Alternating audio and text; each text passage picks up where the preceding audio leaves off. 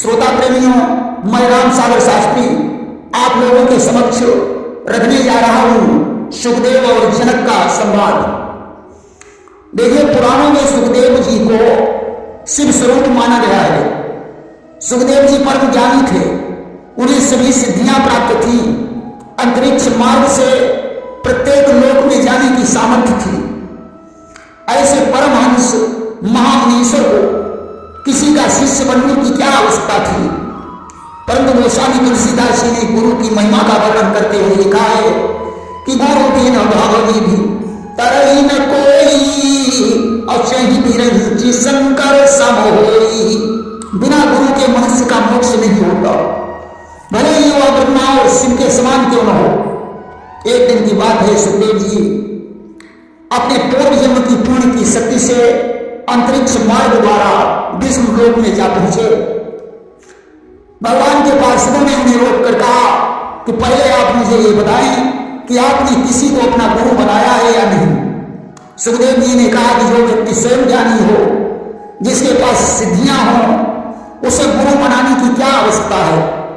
पार्षदों ने कहा कि बिना गुरु के मोक्ष नहीं होता, इसलिए आप यहां से लौट जाइए, आप स्वर्ग लोक में नहीं आ सकते हैं। सुखदेव जी ने कहा अब तो मैं यहीं रहूंगा, मृत्यु लोक में लौट कर नहीं जाऊंगा। पार्षदों ने जाकर भगवान विष्णु को बताया कि प्रभु सुखदेव जी आए हैं, उन्होंने गुरु किया नहीं, फिर भी स्वर्ग में रहना चाहते हैं। भगवान विष्णु ने सुखदेव जी को अंदर बुलाया और कहा, मुनीश्वर, आपके पास पूर्व जन्म की संग्रह भक्ति की शक्ति है, इसलिए आप कुछ दिनों तक स्वर्ग में निवास कर सकते हैं, परंतु जब आप पूर्व जन्म की पुण्य नष्ट हो जाएगी तो आपको पुनः मृत्यु लोक में जाना पड़ेगा। बिना गुरु के ज्ञान नहीं होता, ज्ञान के बिना भक्ति नहीं होती, भक्ति के बिना मुक्ति संभव नहीं है और मुक्ति के बिना आत्मा की तृप्ति नहीं होती। कि बिना गुरु कृपा न ज्ञान हो, ज्ञान बिना नहीं भक्ति, भक्ति बिना मुक्ति नहीं, मुक्ति बिना नहीं तृप्ति। इसलिए जाओ, पहले गुरु बनाकर दीक्षा ले लो। सुखदेव को अभिमान था, उन्होंने कहा, प्रभु मृत्यु लोक में मेरे समान कोई है ही नहीं जिसे मैं अपना गुरु बनाऊं। भगवान विष्णु ने कहा, जाओ, मोक्ष के बारे में पहले अपने पिता व्यास से पूछना, वे तुम्हें बताएंगे कि मनुष्य का मोक्ष कैसे होता है। सुखदेव जी वहां से लौटकर अपने पिता व्यास के पास पहुंचे। उन्होंने उनके चरणों में प्रणाम किया और कहने लगे कि पिताजी, आप मुझे मोक्ष धर्म के बारे में बताएं।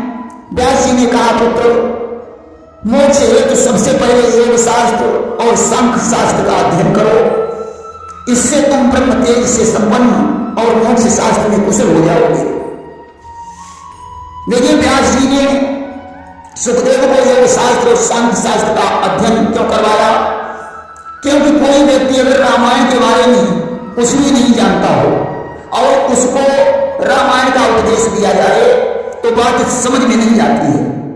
सुखदेव जी अब ब्रह्म तेज संपन्न और योग शास्त्र में कुशल हो गए। उन्होंने कहा, पिताजी, अब आप मुझे मोक्ष तत्व के बारे में बताएं। व्यास जी ने कहा, पुत्र, मोक्ष तत्व के बारे में पूर्ण रूप से जनक ही जानते हैं, तुम्हें उन्हीं के पास जाना होगा। देखिए, व्यास जी भी परम योगी थे, अगर वे चाहते तो स्वयं उपदेश दे सकते थे, परंतु व्यास जी ने विचार किया कि अपनों की बात को लोग अधिक महत्व नहीं देते। मेरे समझाने से सुखदेव पर उतना अच्छा प्रभाव नहीं पड़ेगा जितना कि जनक जी के समझाने पर पड़ेगा। अब तो सुखदेव जी जनक के पास जाने को तैयार हो गए। व्यास जी ने कहा, पुत्र, जब किसी ज्ञानी पुरुष के उपदेश के लिए जाना पड़ता है तो साधारण मार्ग से जाना चाहिए। तुम अंतरिक्ष मार्ग से जा सकते हो, परंतु नहीं, पृथ्वी के मार्ग से पैदल चलकर जाओ और मन में विस्मय और अभिमान नहीं करना। मार्ग में सुख सुविधा और विशेष व्यक्ति की खोज नहीं करना। जनक की आज्ञा का पालन करना, उनकी बातों को भली प्रकार से सुनना। आज पिता को प्रणाम करके सुखदेव जी मिथिला पहुंच गए। देखा दरवाजे पर द्वारपाल खड़े हैं, उन्होंने रोक लिया। एक द्वारपाल कहने लगा कि आप यही दरवाजे पर बैठकर महाराज की प्रतीक्षा करें। महाराज गर्मी का महीना था। सुखदेव जी वहीं धूप में अपना आसन लगाकर बैठ गए। अब तो दूसरे द्वारपाल को उन पर दया आ गई। उसने कहा, मुनीश्वर मेरे साथ आओ, मैं तुम्हें बगीचे में बैठा देता हूं। सुखदेव जी बगीचे में बैठे हुए जनक की प्रतीक्षा करने लगे। स्नान के पश्चात द्वारपाल ने उन्हें सूचना दी, महाराज व्यासपुत्र सुखदेव जी बगीचे में आपकी प्रतीक्षा कर रहे हैं। राजा जनक ने बहुत सुंदर सुंदर युवतियों को उनके भाव और उद्देश्य को समझने के लिए भेज दिया।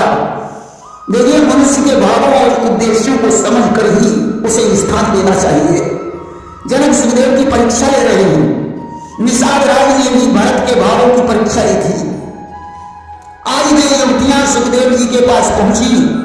उन्होंने पूरे उपवन की सैर करवाई, उनके आगे नाचने गाने लगी, मुस्कुराते हुए उनके शरणों की सेवा करने लगी। सुखदेव जी तो परमहंस थे, उनकी नजर में नारी और पुरुष समान थे। तरुणियों की कमियों को देखकर उन्होंने कहा, देवियों अब आप लोग यहां से जाइए, महाराज जनक को भेज दीजिए। सुखदेव जी का अंतःकरण शुद्ध था।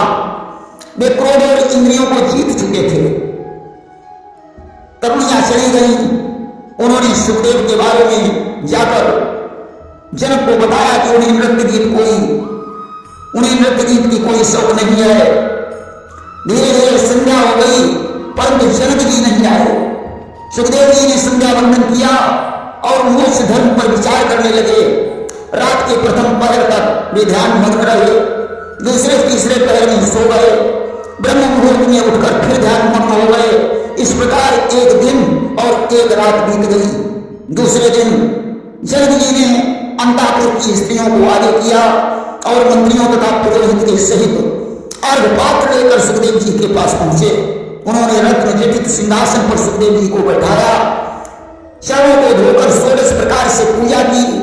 कुशल क्षेम पूछने के बाद वहीं जमीन पर बैठ गए और हाथ जोड़कर कहने लगे कि बोले नृप चरण धार करके सेवक का मान बढ़ाया है, पर दया धाम बदलाओ तो किस कारण कष्ट उठाया है। जनक ने कहा, मुनीश्वर अब आप मुझे बताएं कि किस लिए आए हैं। सुखदेव जी ने कहा, राजन आप मोक्ष तत्व के बारे में बड़ी प्रकार जानते हैं, अतः मुझे मोक्ष धर्म का उपदेश दीजिए। जनक ने कहा, मुनीश्वर आप अपने प्रश्न पूछें। सुखदेव जी बोले, राजन पहले तो आप मुझे ये बताएं कि ब्राह्मण का संसार के लिए क्या कर्तव्य है। मेरा दूसरा प्रश्न यह है कि मोक्ष का स्वरूप कैसा है, उसे किस साधन से प्राप्त किया जा सकता है, उसे प्राप्त करने के लिए ज्ञान की जरूरत है या तपस्या की। जनक ने कहा, मुनीश्वर यज्ञोपवीत संस्कार के पश्चात ब्राह्मण को वेदों का स्वाध्याय, तपस्या, गुरु की सेवा, ब्रह्मचर्य का पालन करना चाहिए। होम श्राद्ध तर्पण द्वारा देवताओं और पितरों के ऋण से मुक्त होना चाहिए। किसी की निंदा नहीं करनी चाहिए। विद्या अध्ययन के बाद गुरु दक्षिणा देनी चाहिए और गुरु की आज्ञा लेकर घर लौटना चाहिए। इसके बाद अपना विवाह करके पत्नी में अनुराग रखकर गृहस्थ धर्म का पालन करना चाहिए। किसी का दोष नहीं देखना चाहिए, न्यायपूर्वक बर्ताव करना चाहिए। प्रतिदिन अग्निहोत्र कर्म करना चाहिए। पुत्रों की उत्पत्ति के पश्चात वानप्रस्थ आश्रम ग्रहण करके अतिथियों की सेवा करनी चाहिए। कि अतिथि विमुख द्वार ते जाई और सत जन मन की पूर्ण नसाई। अगर अतिथि विमुख होकर दरवाजे से चला जाता है तो मनुष्य की 100 जन्मों की पूर्ण नष्ट हो जाती है।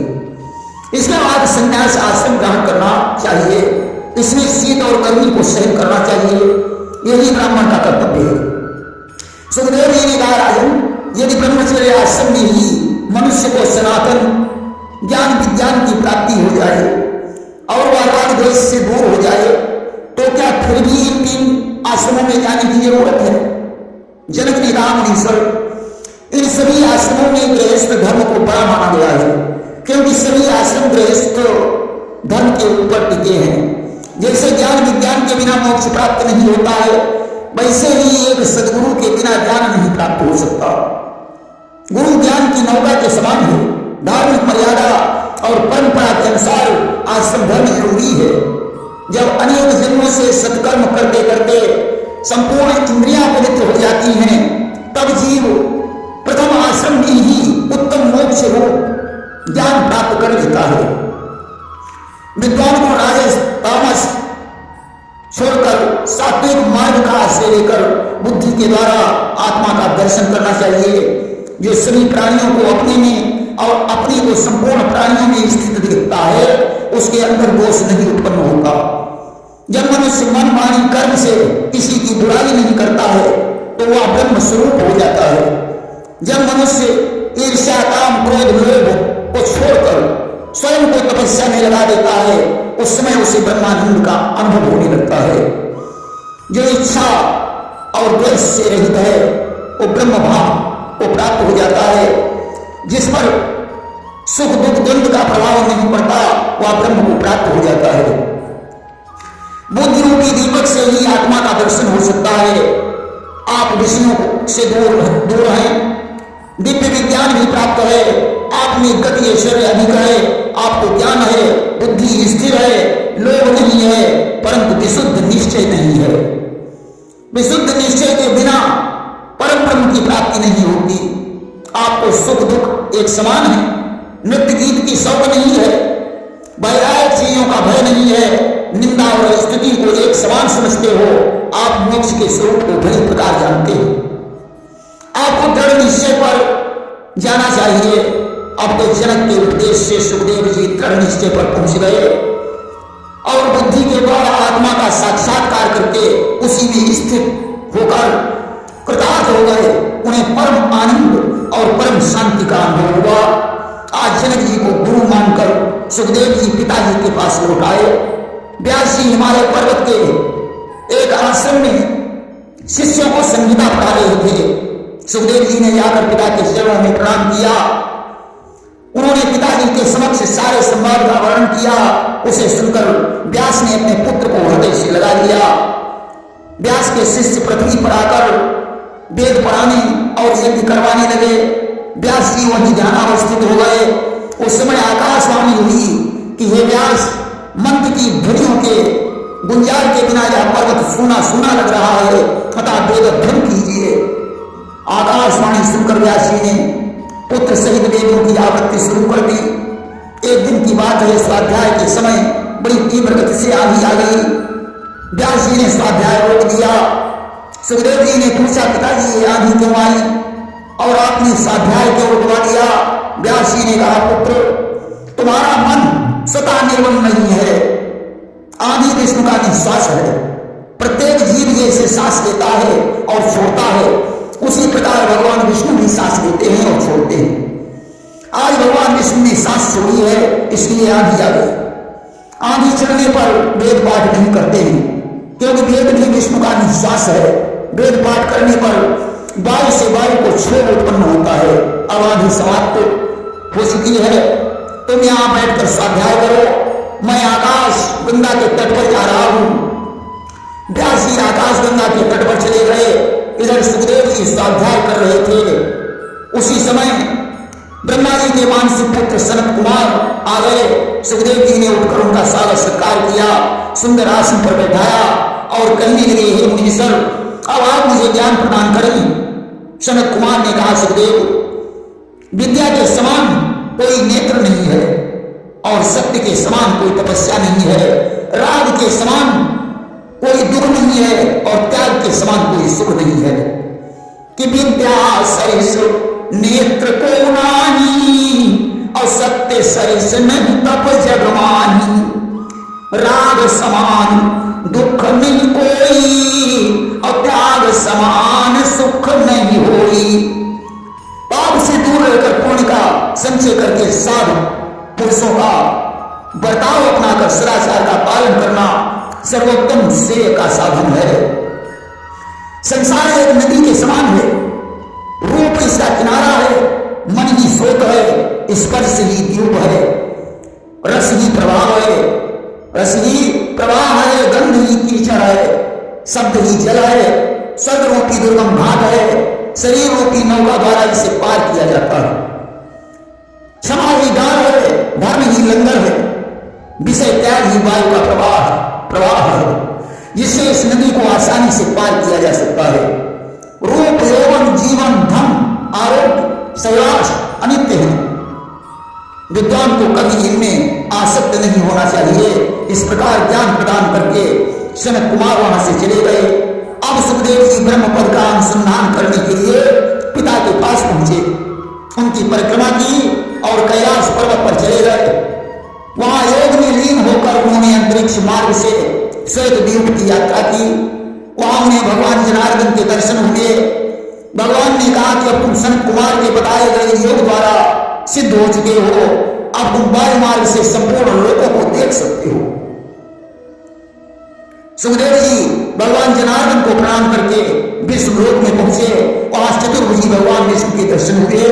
सुखदेव जी ने उनकी स्तुति की कि सशंख चक्रम सकरीट कुंडलम सपीत वस्त्रम सरसीरुक्षणम सहार वक्षास्थल कौतुभश्रियम नमामि विष्णु शिरसा चतुर्भुजम। भगवान विष्णु ने सुखदेव को वरदान दे दिया कि तुम्हें विद्या और भक्ति दोनों प्रदान हो, दोनों प्राप्त हो। सुखदेव जी पिता के पास लौट आए। व्यास जी अपने आश्रम में लौटे। वहां उन्होंने भागवत संहिता की रचना करके सुखदेव जी को पढ़ाई। प्रेम से वृंदावन बिहारी लाल की जय।